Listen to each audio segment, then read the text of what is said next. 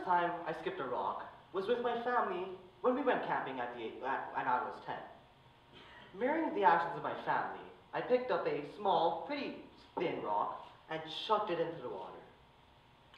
I realized something very important that day. Skipping rocks is a lot harder than it seems. My rock fell right away, and I still counted it as one skip because there were still ripples and might as well make myself feel better. But ever since that day, whenever there's a lake nearby, I've skipped rocks. And it's taken me 6 years to cross double digits and get 11 skips out of one rock. But that day, I was feeling really proud. But my friend came along and told me that the world record for rock skipping is 88 skips. 88 skips.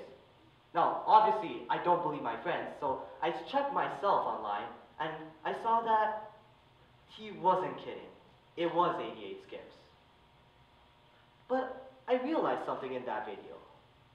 The rock that Kurt Steiner, the world record holder, was using was a small, thin, smooth, oval rock. But what if, instead of that small, thin, smooth oval rock, we had a large, thick, rocky boulder? Or what if there was a lot of turbulent water and the weather conditions were the best, it was really windy, and it wasn't really the right condition to skip a rock? Well, in those scenarios, Kurt Steiner could not have made 88 skips because it's just not possible when you don't have the correct conditions. And it's just the same in everyday life. No matter how much we want something and how much we want to obtain something, achieve something, we can't control our surroundings. And often, our surroundings dictate whether we can achieve the end result that we want. So in grade 7, I actually tried throwing a javelin for my school's track team. I actually wasn't that good, but I tried my best, and I tried getting better to make myself maybe, even win the competition. But at my first practice, I realized that everyone around me could throw a lot further than me. And I mean a lot further than me. So I felt really deflated here because I realized I actually wasn't as good as I thought, and I realized that, oh, maybe I won't actually do so well.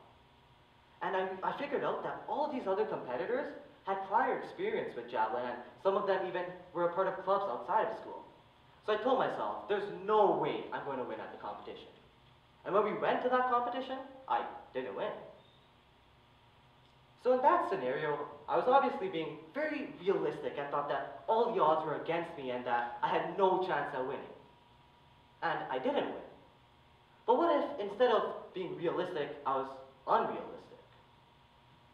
Being unrealistic often comes with that negative connotation of not seeing the whole picture and guaranteed failure and everything. But I believe that it's not always so bad. As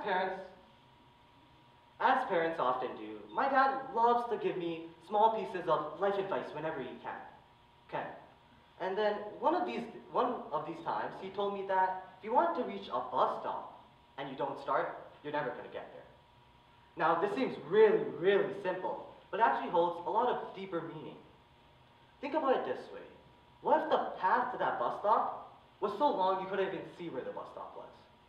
Or what if the weather was really bad and it was raining and there was thunder and you just didn't want to go outside? No matter what the obstacle in front of you is, if you want to get to that bus stop, you just have to start. Although it may seem unrealistic to walk so far and walk in rainy conditions, just be unrealistic. Ignore those obstacles and just start walking.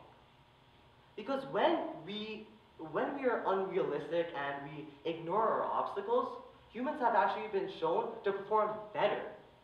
We don't think there's anything stopping us, and because of that, we gain self-confidence, and we believe we can do what we want to. In the 1970s, a Russian weightlifter by the name of Vasily Alexiev tried countless times, and failed countless times, to break the world weightlifting record of 500 pounds.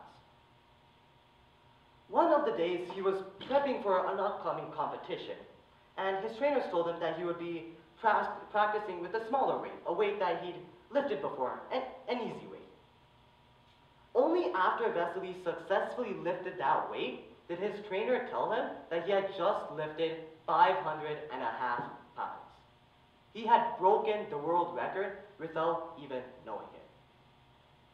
Just the fact that Vasily didn't recognize the obstacle in front of him allowed him to ignore that obstacle, and that gave him confidence to lift that weight, and he did, and ended up breaking a world record. This confidence that we can get from ignoring our obstacles is really powerful, and as seen, it can lead us to doing some things that we never thought were possible.